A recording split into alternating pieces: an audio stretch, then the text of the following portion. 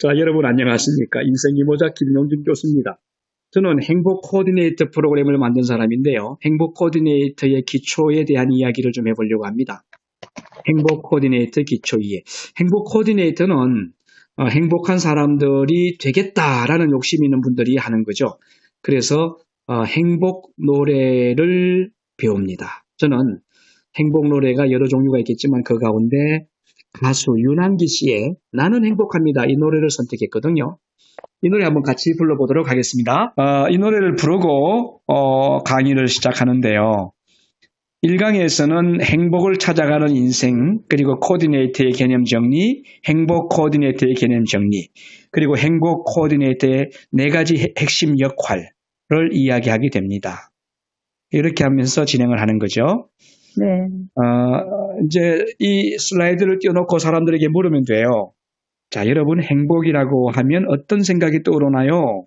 하면 지금 뭐 돈, 선물, 사랑, 용서, 일, 감사 등등 많은 게 떠오르겠지만 지금 여기에 제시된 9가지 외에 또 다른 것이 있으면 말씀해 보시죠.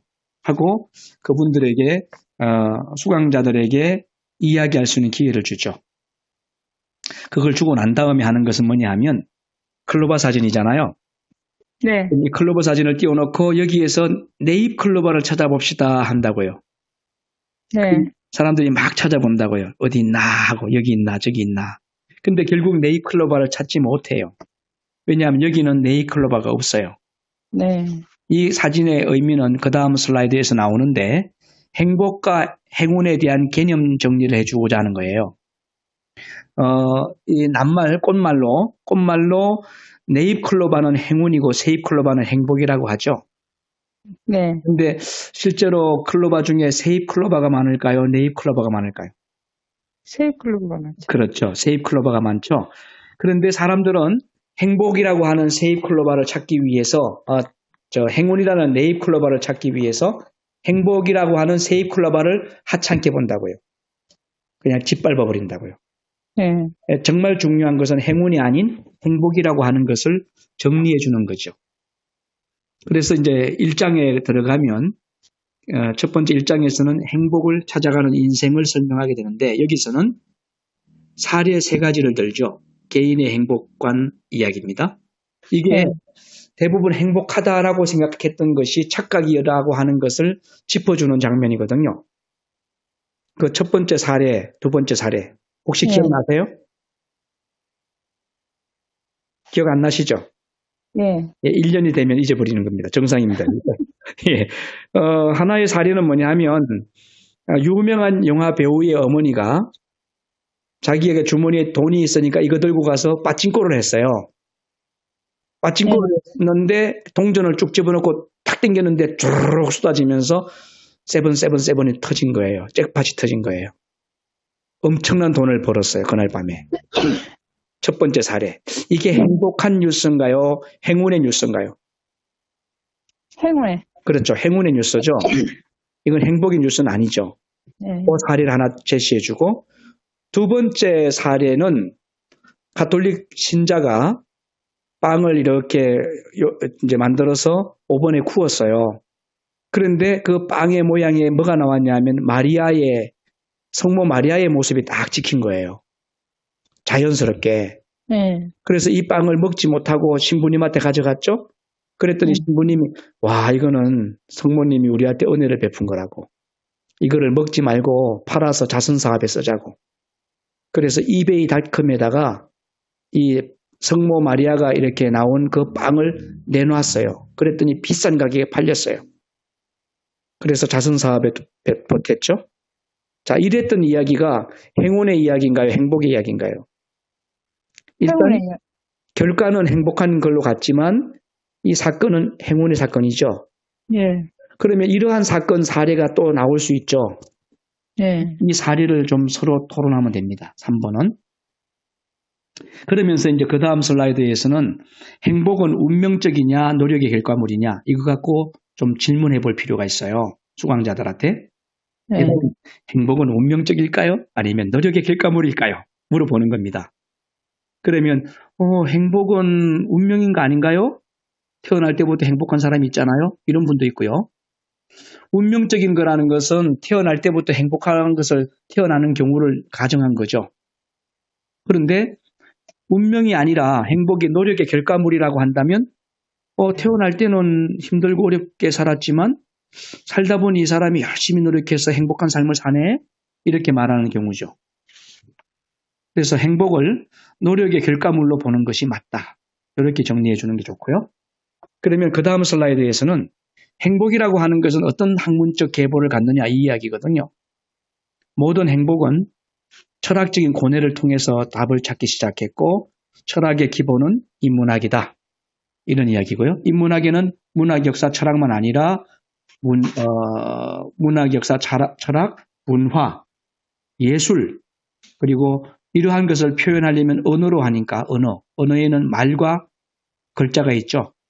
말로 할 수도 있고 글자로 쓸 수도 있고 그런 것을 통해서 행복이라고 하는 것을 이야기하려고 한다. 이렇게 정리해 주시고요. 그 다음 12번 슬라이드에서는 행복이란 뭐냐?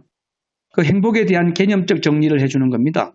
현실적인 의미는 뭐고 종교적인 의미는 뭐고 철학적 의미는 뭐냐 하는 걸 짚어주는데 행복 코디네이터 창시자는 나와 상대방 혹은 나와 현실과의 동질화에서 얻어지는 보너스가 행복이다. 이렇게 정리하고 있거든요.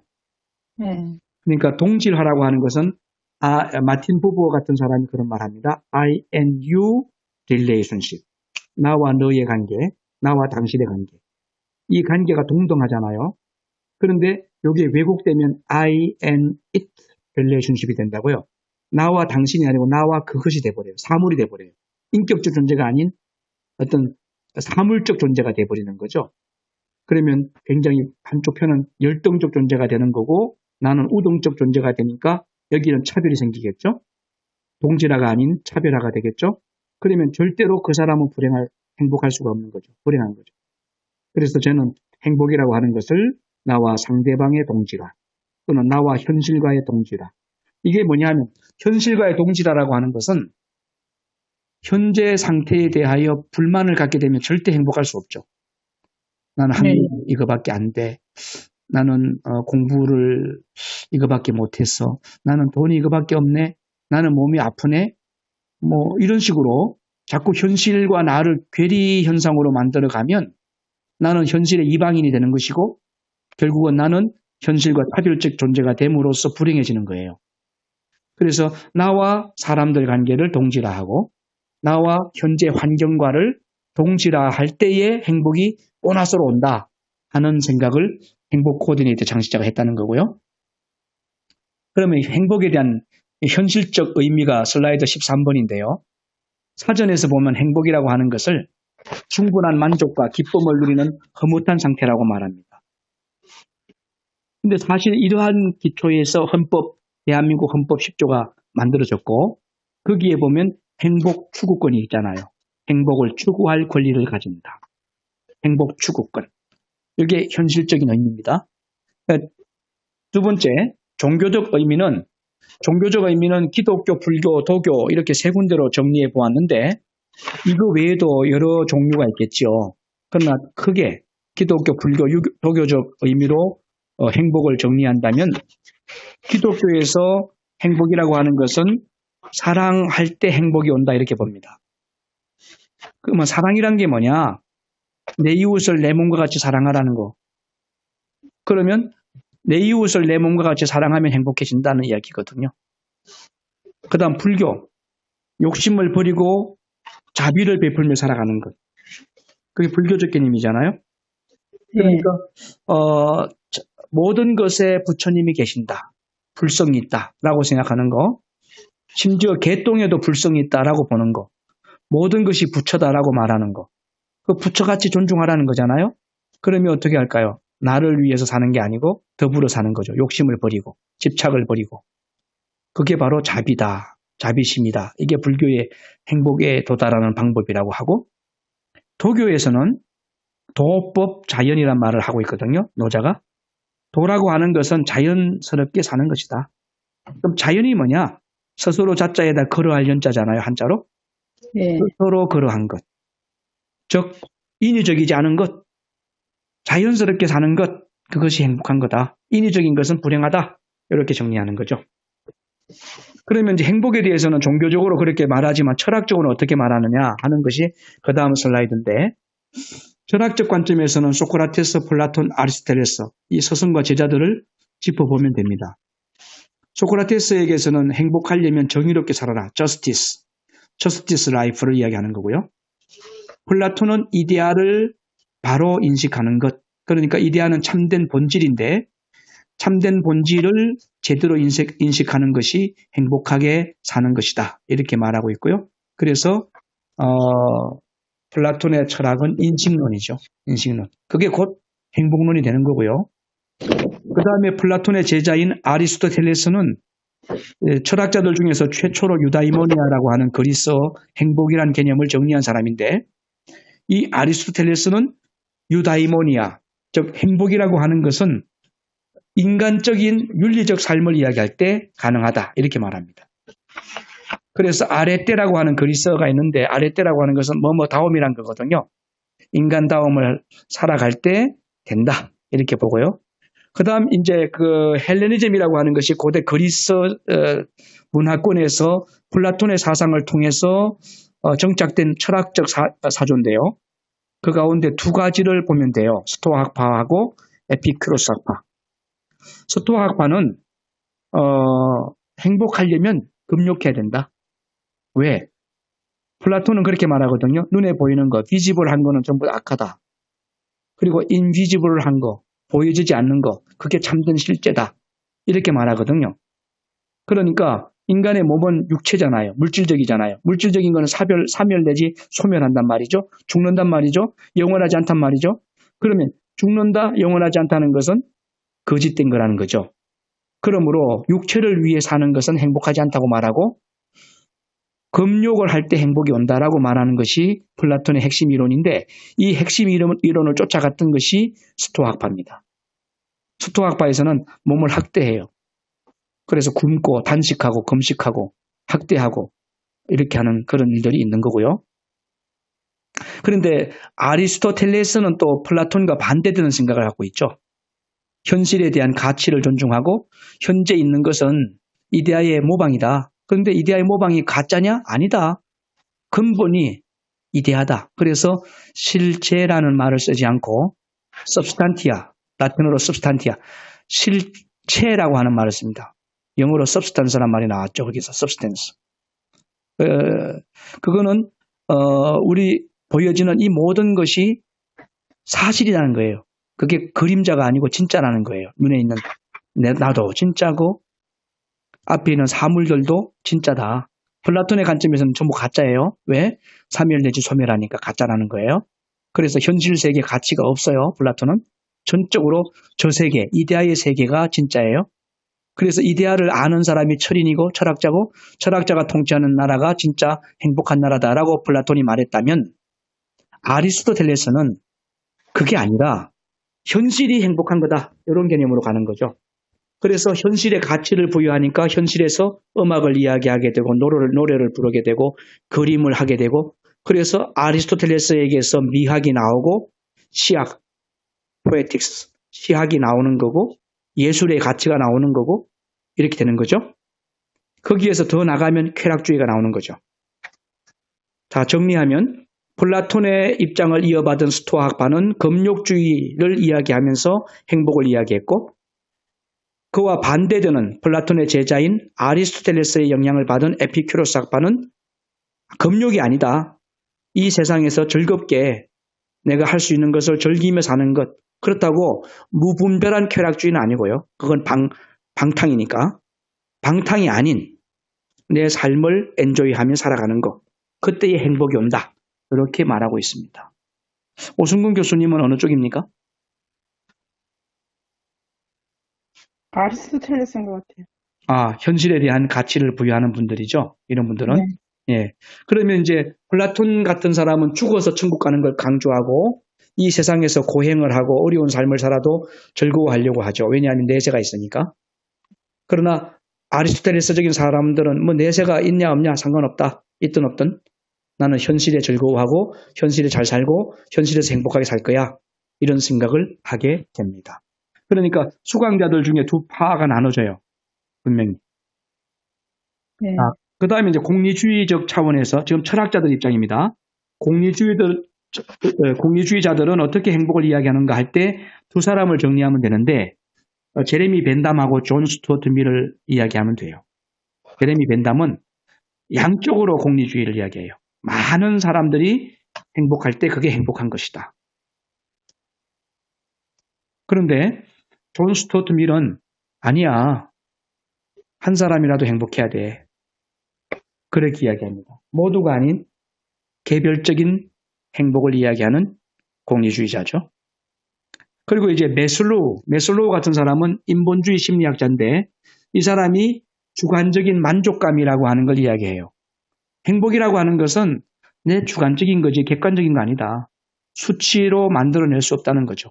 예를 들면 오 교수님이 그 서기관으로 계실 때 월급이라든지 또는 그 뭐 지위라든지 이런 거 생각하면 자 나는 국장이다. 그러면 과장이나 계장이나 뭐 이런 분들 볼 때 내가 더 행복감을 느낄 수도 있었을 거예요.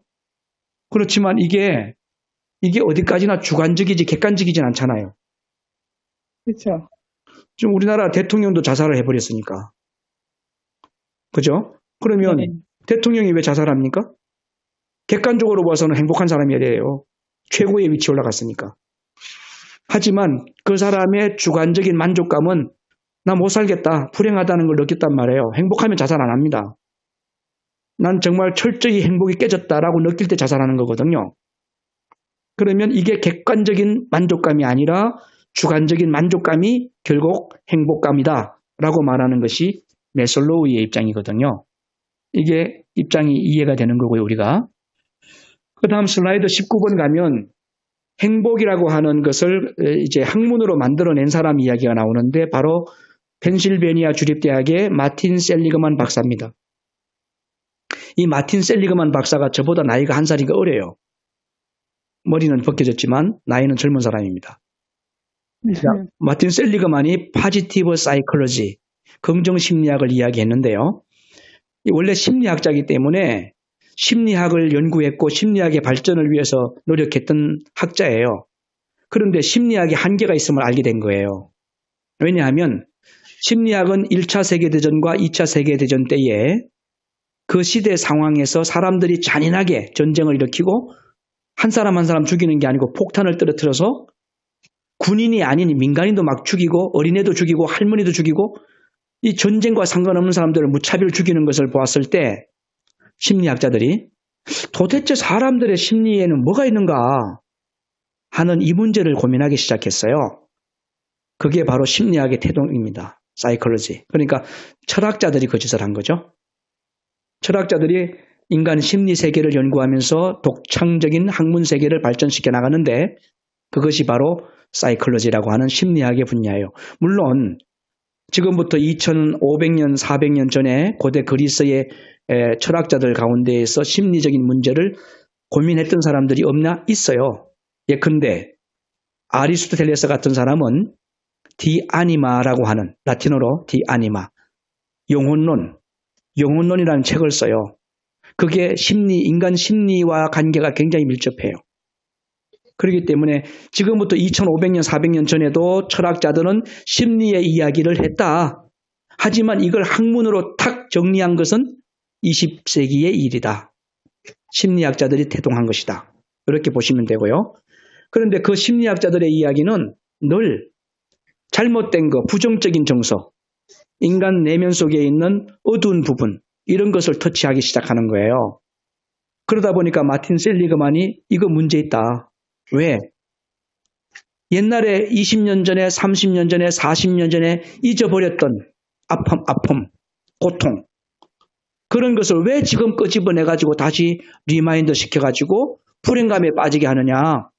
심리학자들이 이런 방법이 바르지 않다는 걸 지적한 겁니다. 마틴 셀리그만이. 그래서 나는 인간의 부정정서를 건드리지 않겠다. 인간 속에는 부정정서만 있는 것이 아니라 긍정정서도 있는데 약점만 아니라 강점도 있는데 긍정정서와 강점을 발굴하고 그것을 강화시켜주는 일을 하겠다. 그렇게 하면서 심리학의 분파로 새로 태동한 것이 포지티브 사이콜로지, 긍정심리학입니다. 행복학은 바로 긍정심리학에서 나온 거거든요.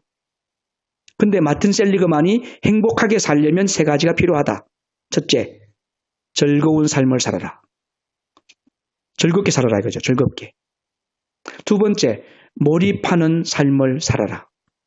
어떤 일에 집중하면 능률도 오르지만 행복해진다고요? 세 번째, meaningful life, 의미 있는 삶을 살아라. 그렇죠? 우리가 살면서 의미가 없이 살아오면 허송세월한 거지만 내가 뚜렷한 목표를 갖고 의미 있게 삶을 살아서 그렇게 하면 결과가 딱 나오잖아요. 그렇게 해서 마틴 셀리그만은 행복에 이르는 방법을 세 가지, 즐겁게 사는 것, 몰입하는 것, 의미 있는 삶을 사는 것, 이렇게 정리를 했습니다. 자, 요거는 서양의 입장이고요. 그 다음 20번 슬라이드에서는 동양의 철학적 의미를 보는데 노자의 행복관을 보는 거예요. 노자는 이렇게 말했어요. 지족이면 상족이요 종신불욕이니라. 지지상지요 종신무욕이다. 이런 말 하거든요. 이 말은 그냥 만족할 줄 아는 것을 일반적으로 만족함으로 삼으면, 즉 만족함을 근본으로 삼으면 평생 동안 욕을 먹지 않는다. 이런 이야기입니다.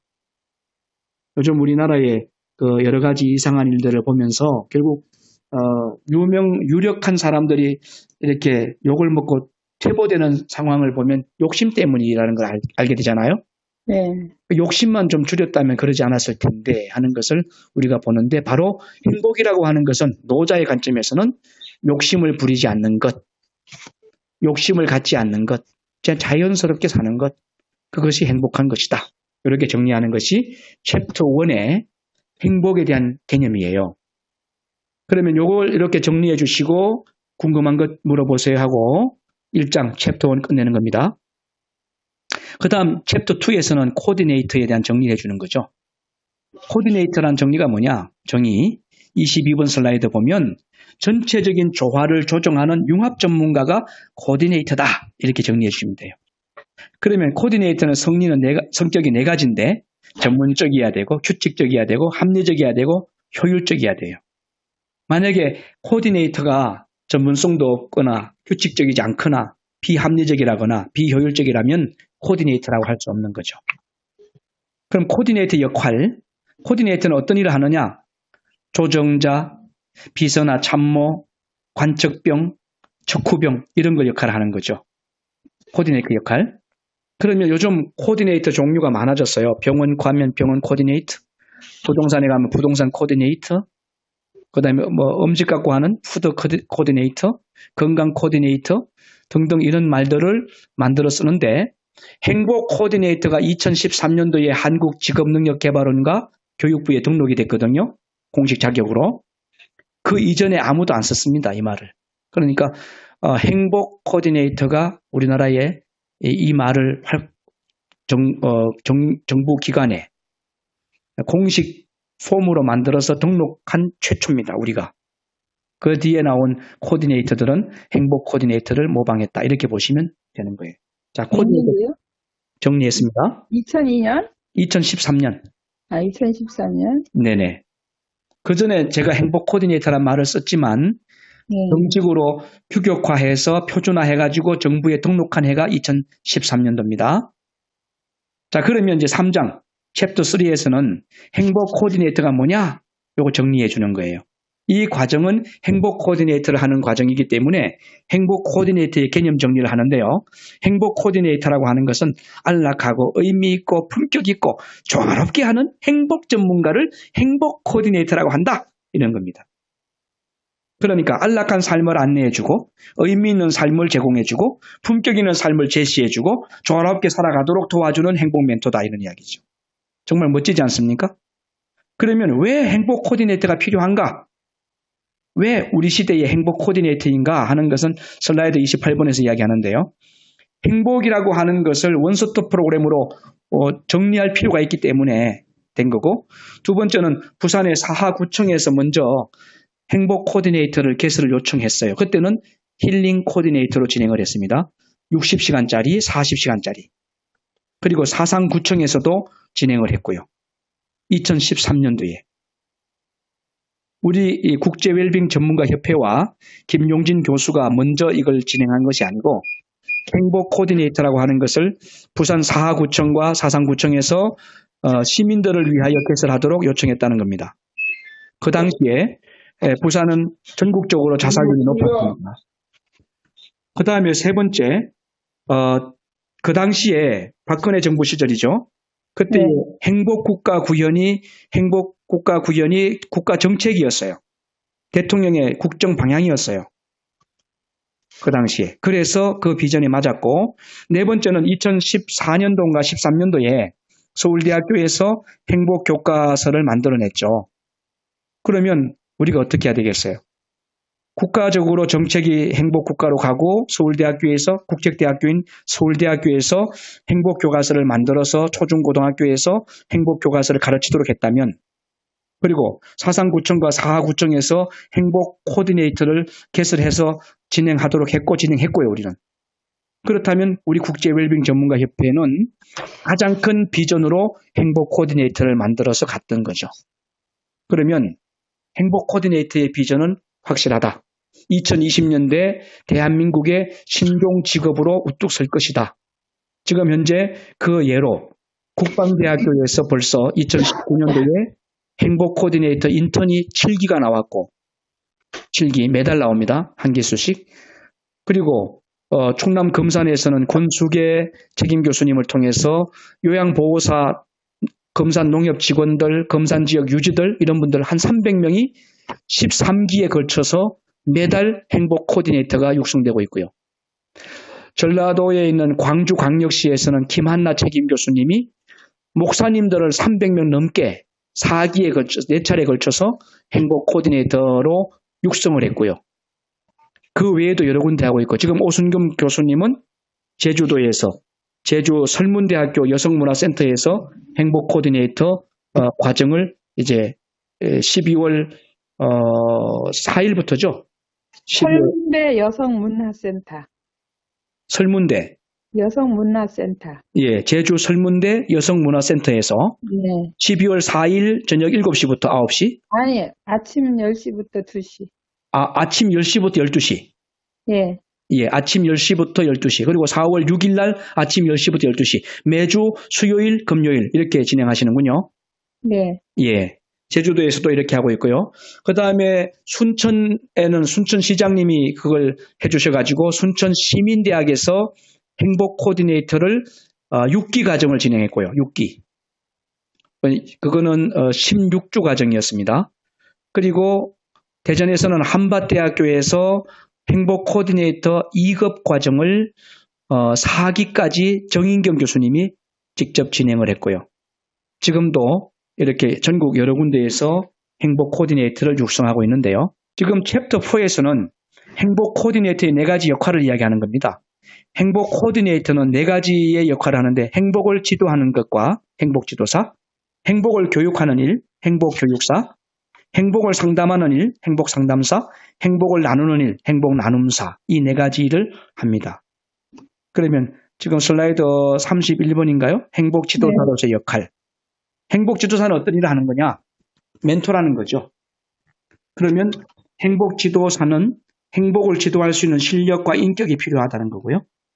그리고 삶의 참된 가치와 의미를 발견해서 자존감 향상시키는 일을 하는 것이 행복 지도사라는 거. 이게 첫 번째. 두 번째, 행복 교육사의 역할이 있는데 행복 코디네이터입니다. 행복 코디네이터의 두 번째 역할은 행복 교육사입니다. 행복한 삶에 대한 동기를 부여하고 어떻게 살아가느냐 하는 방법을 교육하고 코칭하는 거예요. 이게 행복 교육사의 역할이고요. 세 번째는 행복 상담사, 해피니스 카운셀러로서의 역할인데요. 불행하다고 생각하는 그 원인, 그리고 부정정서의 원인을 찾아서 상담해주고 긍정정서로서 복구할 수 있도록, 그리고 새로운 삶을 잘 살아갈 수 있는 근원적이고 거시적인 해결 방안을 지원하는 것이 행복 코디네이터의 세 번째 역할입니다. 그 다음 네 번째, 해피니스 쉐어러, 행복 나눔사로서의 역할인데요. 이거는 뭐냐 하면 행복이라고 하는 것은 내 혼자 갖고 있으면 우물물처럼 썩는 거죠. 이스라엘의 사해바다가 썩었잖아요. 거기는 썩었다는 것보다는 너무 짜요. 그래서 생명체가 살질 못해요. 물고기가 한 마리도 없어요. 혼자만 가두니까. 그렇지만 그 사해바다 위에 있는 갈릴리 바다는 호수인데 거기는 물고기가 굉장히 많이 살아요. 우리나라에 있는 향어, 그 나라에서는 피터스 피시라고 하는데요. 베드로 물고기. 그게 팔뚝만 합니다. 보통 잡히면 보통 팔뚝만 합니다. 한 60cm에서 1m 정도 길이가 됩니다. 그런 게 굉장히 많고 갈릴리 호수 위에는 갈매기가 막 날아다닙니다. 바다처럼. 꼭 바다 같아요. 거기는 살아있어요. 그런데 그 밑에 내려가면 그 물을 이어받은 사해바다에는 생명이 없다는 거죠. 행복은 나만 갖고 있으면 썩어버린다는 거. 사해바다처럼. 생명이 살 수 없다는 거. 그래서 나눠야 된다는 거예요. 그러면 어떻게 나누느냐? 고귀하게, 품격 있게 나눠야 된다. 의미 있게 나눠야 된다. 그 나누는 방법을 안내하는 것이 행복 나눔사라고 하는 겁니다. 이렇게 하면 1강 행복 코디네이터에 대한 기본 이해가 다 끝나고요. 여기 1시간 가정의 강의가 되고요. 그 다음 토론마당에서 1시간 동안 10가지 문제를 디스커션하면 됩니다. 그러면 이제 토론마당 들어가 보시면 행복의 개념에 대하여 각자 정의를 한번 내려봅시다 하면 지금 1강에서 교수가 행복이 이런 것이다 라고 이야기를 했음에도 불구하고 종교적 관점에서 이야기하거나 철학적 관점에서 이야기하거나 아니면 사전적 의미를 이야기하거나 아니면 자기의 주관적 의미를 이야기하거나 다양한 대답이 나오거든요. 근데 그게 틀린 건 아니니까. 입장의 차이니까. 그런 것도 인정해 주지만 행복 코디네이터로서 행복에 대한 개념은 혼선되면 안 되잖아요. 예, 그러면 가장 중요한 정리, 행복 코디네이터 창시자가 행복이라고 하는 것은 나와 사람의 동질화, 나와 주변 환경과의 동질화, 여기에서 비롯되는 보너스다라고 말씀드렸잖아요. 예. 그다음에 행복이라고 하는 것은 차별하지 않는 것, 인정하고 서로 존중하는 것, 그것이 행복이다. 이렇게 정리해도 답은 맞는 거죠. 이렇게 진행하시면 되겠습니다.